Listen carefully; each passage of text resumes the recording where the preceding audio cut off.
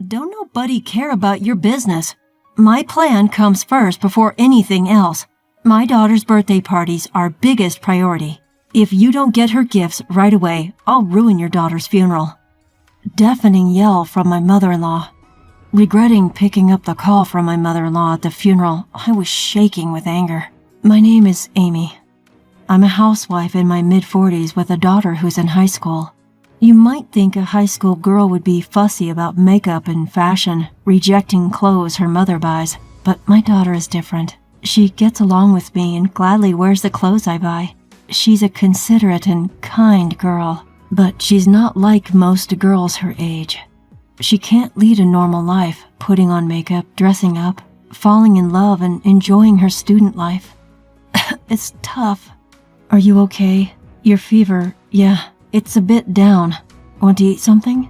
I'm not hungry. I don't want anything." "You shouldn't say that. If you don't eat, you won't have any energy. I'll prepare some soup for you." "Okay." As I worry over my daughter who is bedridden with fever, I continue the household chores. My daughter Hannah is sickly and suffers from a weak constitution. There's a medical term for what she has, but I'm not going into details here. A week after Hannah was born, her umbilical cord fell off and blood gushed out of her. We took her to the hospital where they found she had a certain disease. Since then, despite numerous treatments, she has never fully recovered and has been living with the disease.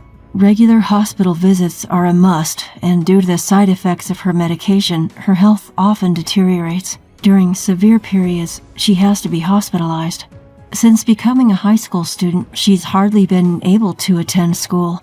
By any standard, it's unlikely that she'll graduate at this rate. Nevertheless, Hannah goes to school on days she's well.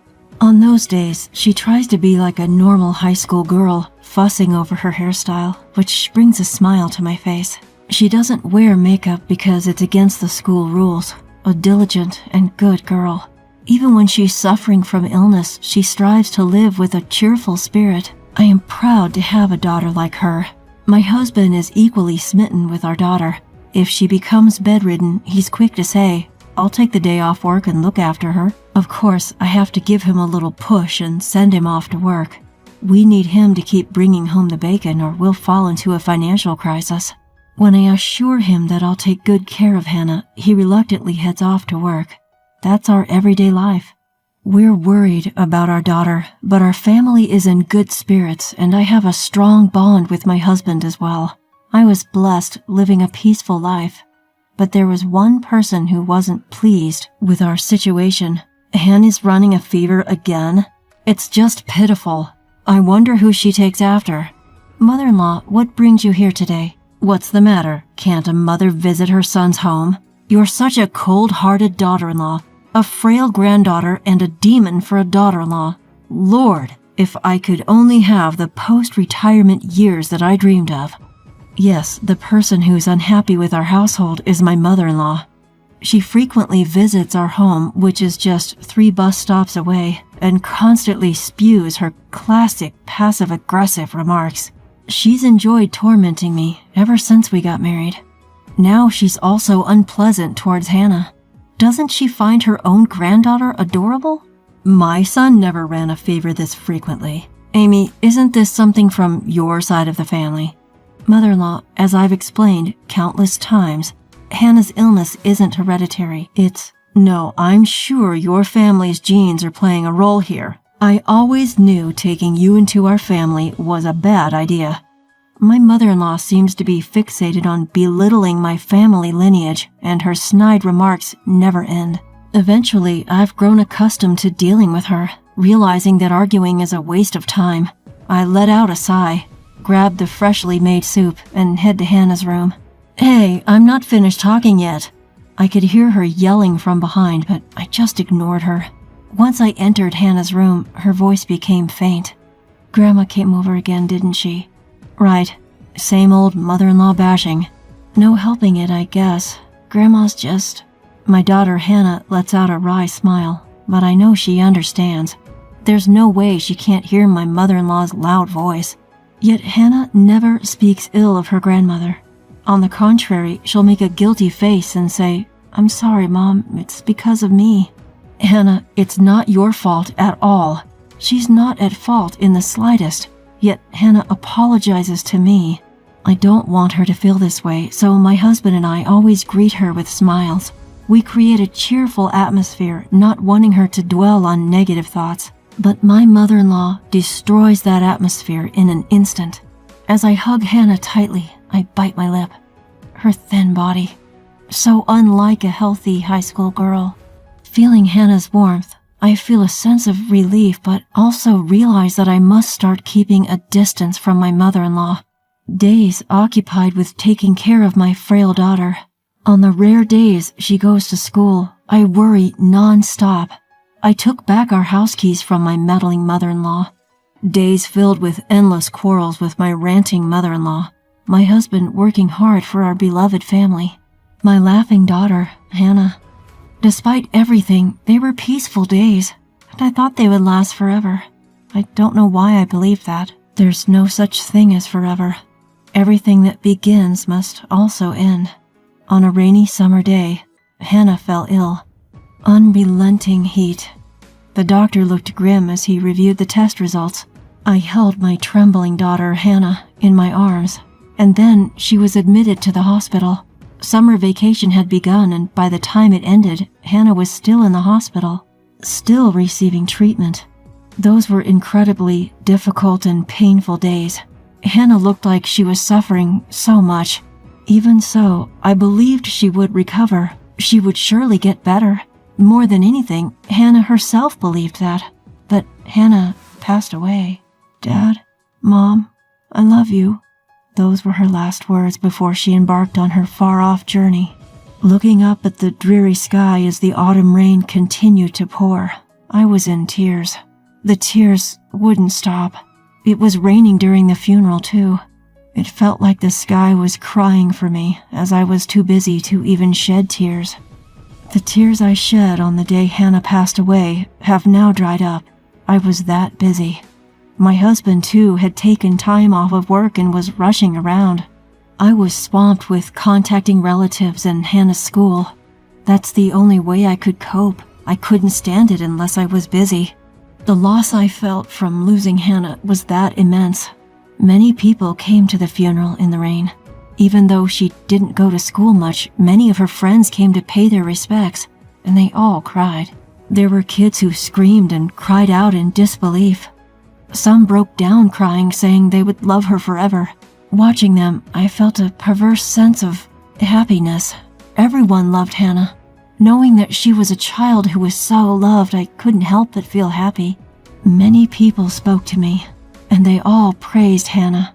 My parents hugged me as they cried. I couldn't help but break down in tears. It was then that my phone, which was in the pocket of my black funeral attire, vibrated. I had my phone on me in case someone needed directions to our funeral's location, so I quickly stepped away from my seat and looked at the screen. The caller ID showed that it was my mother-in-law. My father-in-law had already passed away, and although I had contacted my mother-in-law, she hadn't come to the hospital. When Hannah was in her final moments, claiming it was impossible because she was far away, she said she couldn't attend the funeral today either because she had something important to do. But I wondered, would she really say she's coming after all? Even someone like her might want to say goodbye to their grandchild. So I answered the phone, but I instantly regretted it. "Amy, what on earth are you doing?" She yelled at me. "Huh? I'm at Hannah's funeral." "What?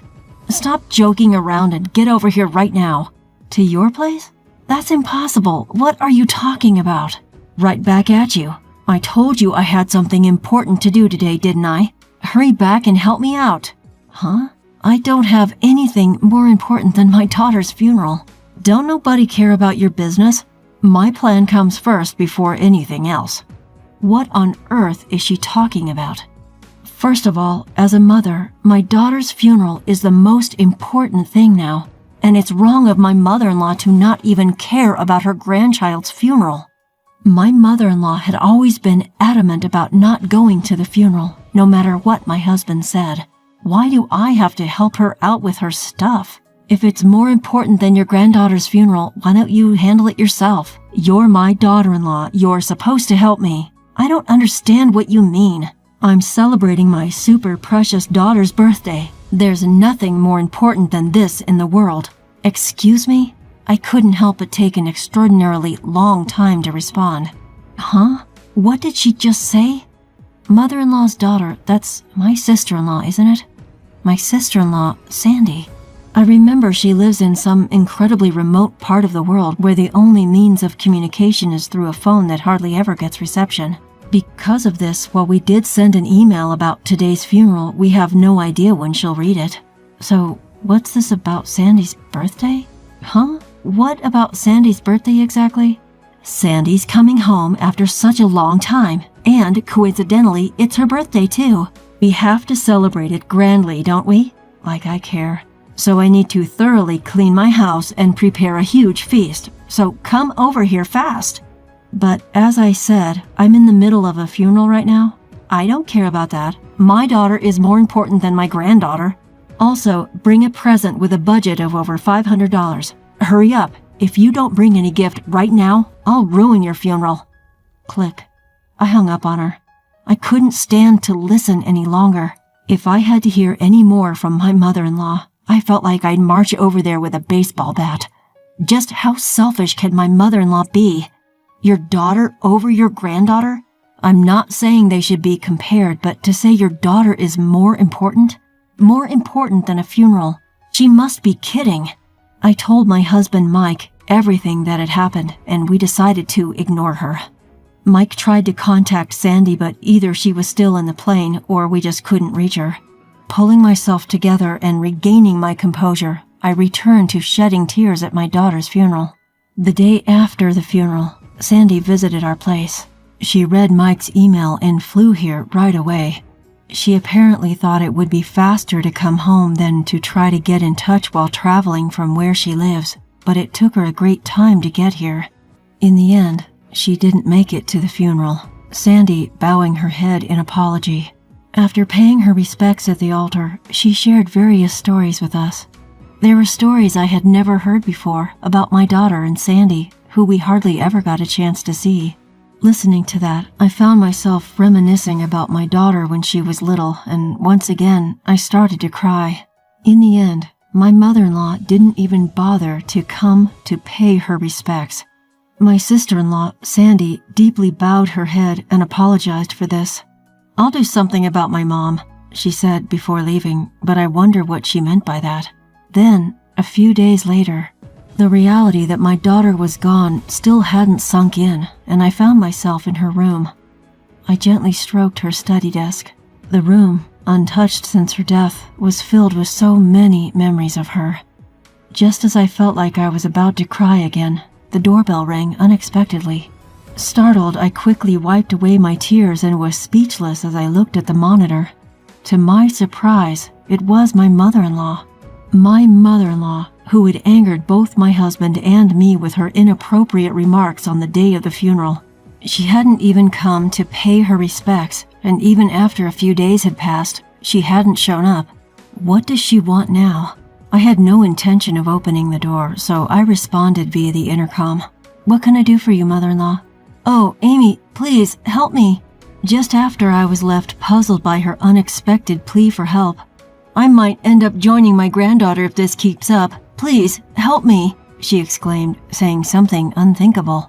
Wondering what was going on, I reluctantly opened the front door, and my mother-in-law fell in. What's going on? Help me. My daughter. Ah! While I was tilting my head, not understanding what she was trying to say, a figure suddenly came into my view. Well, here you are, Mom. The figure was Sandy. She had a smiling face, but somehow it gave off a silent pressure. Eek! She's here! Huh? What? Seeing the pale face of my mother-in-law, who screamed at the sight of Sandy, I was completely stunned. What on earth is happening? Oh, come on, don't say things like, she's here. It's rude. See, Mom, it's your cute daughter, right? No, not cute at all. What in the world is going on? Just until the other day, she was talking about her daughter and her birthday being more important than my daughter's funeral. What happened in just a matter of a few days? While I stood there, bewildered, Sandy handed something to our mother-in-law. "Don't worry, the next part is much easier. Here, you just need to put this on your head and go about your life." Saying this, Sandy put it on my mother-in-law's head. She shook it off and hid behind me. I'm not wearing that." "Why not?" "People will think I'm a weirdo if I walk around with that on my head." Wondering what on earth it was, I looked at the object that had fallen to the floor. It was a mask. Not the kind of mask you would see at a fair, but something, I don't know, a mask that you might see worn by a tribe living deep in Africa during some strange ritual. The kind of thing a shaman might like. And why does Sandy have something like this? Why put it on my mother-in-law's head? "This mask is used for fortune-telling where I live," Sandy explained in response to my question. It has an interesting look. It's a great craft work that has been passed down since ancient times." I was stunned. "Well, yeah, looks like it. So you're going to put this mask on top of my mother-in-law's head, not on her face? If it's on her face, she wouldn't be able to see anything. This isn't an ordinary mask with holes for the eyes. I mean, if it did have holes in them, I wouldn't mind letting her wear it on her face. And what happens when she puts it on?" "Oh, you didn't know? This mask has a demon repelling effect." As if I would know about such an effect. A demon repellent? "Exactly. You see, no matter how hard you think, she's clearly possessed by a demon, right?" With that, Sandy pointed at my mother-in-law, her own daughter, saying such a thing. So this is what she meant by, "I'll do something about my mom." So if she wears this for a few days, I think she'll definitely become a normal human being with morals. I've been trying several methods for the past few days. A different method? I had her wear a necklace of garlic and run around the neighborhood. Isn't that for vampires, not demons? Or are vampires also demons? I'm not quite sure, but oh well. But what's with the running? Is that why my mother-in-law has been looking so worn out? That must have smelled terrible. Garlic isn't that bad unless you cut it open, you know. That's not really the point, but that's beside the point. The issue is that she wore that and spent a few days, that she was running. I really wish I could have seen that scene. Do you want to see the pictures? Oh yes, please. Sandy has pictures. What a pro. You guys, what are you so happy about? Show a little more sympathy for me. My mother-in-law started to complain as Sandy and I were laughing and looking at the pictures. I almost forgot she was here. Why do we have to show sympathy for you? Sandy looked up from her phone and glared at my mother-in-law. Why? Because you're my daughter. If you want sympathy from your daughter, why don't you become a person deserving of sympathy? Do you think there's anyone else as sincere as I am? Where's the good in someone who dismisses their grandchild's funeral as whatever? Sandy exclaimed, her mouth wide open in anger. When I rushed home and came back for my niece's funeral, I find you here just lounging at home. And when I asked if the funeral was over, you boldly said you didn't go. I thought maybe you were sick, but you were just doing push-ups to show how fit you were. Push-ups? She wouldn't even go light an incense at the wake. I don't care about my birthday. Screw that. What are you talking about? It's a parent's duty to celebrate their child's birthday. I've never heard of a grandmother prioritizing her daughter's birthday over her grandchild's funeral. Their shouting match was getting so intense that Sandy and my mother-in-law were both panting heavily. That's why I'm saying we need to cleanse this rotten character of yours that's like you've been possessed by a demon and start over. Sandy cried out at the end, tears suddenly rolling down her cheeks. It's pitiful that Hannah had a grandmother like you. Her words stuck in my throat. Sandy loved my daughter too. Even if the time they spent together was short, there was no doubt that Sandy loved my daughter. Holding back the tears that threatened to spill, I stared hard at my mother-in-law. She faltered for a moment under my gaze. Mother-in-law, what is it? You didn't do anything for my daughter when she was alive, did you? And I'm not talking about giving her stuff. You didn't even care about her, did you? So what if I didn't? There's no way I could have doted on such a frail child just because she's my granddaughter. But my daughter, she adored you. Huh? At my unexpected words, my mother-in-law was at a loss for words. I told her to wait a moment and went back into the house. From my daughter's room, I took that and returned to my mother-in-law, who was still at the entrance. Then I handed her a letter. What's this? It's a letter from my daughter to you." "Eh?" My mother-in-law looked back and forth in surprise between me and the letter. In my hand was a letter, certainly addressed to Grandma in my daughter's handwriting. My mother-in-law tentatively opened it and checked the content. As she read on, her eyes widened, and before we knew it, tears were welling up. No, I didn't do anything for Hannah. I was never kind to her or showed her love." Crying out, my mother-in-law collapsed to the ground on her knees. Picking up the letter that fell from her hand, my sister-in-law also read it. "Sorry for not being a healthy granddaughter. I'll try to be stronger, so don't hate me. I love you, Grandma." Hannah, even though she was such an unloving old woman, Hannah was a kind child. Yes, she truly was. At my murmuring, my sister-in-law nodded, tears streaming down her face. Tears wouldn't stop from my eyes either. And then, "I'm sorry for being such a terrible grandmother. I'm sorry. Forgive me, Hannah." My mother-in-law was crying her heart out, bowing deep on the ground. The three of us kept crying for a long time. After that, my husband, who came home to see us crying, was taken aback. My sister-in-law explained briefly and then took my mother-in-law home. Despite her shaky steps, my mother-in-law tightly clutched on to the letter from Hannah. A few days later, my mother-in-law said she wanted to pay her respects at Hannah's memorial portrait, but I firmly declined. However, I told her it would be fine for her to visit the grave after the burial service was over, which is planned once the mourning period concludes. My mother-in-law said quietly over the phone, "I'm sorry. No matter how much she reflects and regrets, I can't forgive her cold attitude towards Hannah while she was here, and certainly not what happened on the day of the funeral. I plan to continue being almost entirely estranged from her, and I guess my mother-in-law has sensed that. The pushy and sly old woman that my mother-in-law was is nowhere to be seen anymore. My sister-in-law went back overseas where she currently lives, and my husband keeps contact with my mother-in-law to a bare minimum. My mother-in-law, now leading a lonely life in her old age, has developed dementia. Luckily, we quickly found a retirement home and now she lives there. Of course, I don't visit her, and my husband only goes when it's necessary. According to my husband, who had to go to the facility recently, my mother-in-law keeps murmuring, I'm sorry, Hannah." Even hearing that, I feel nothing. No matter how many years have passed, I can't forgive her, and I don't even want to.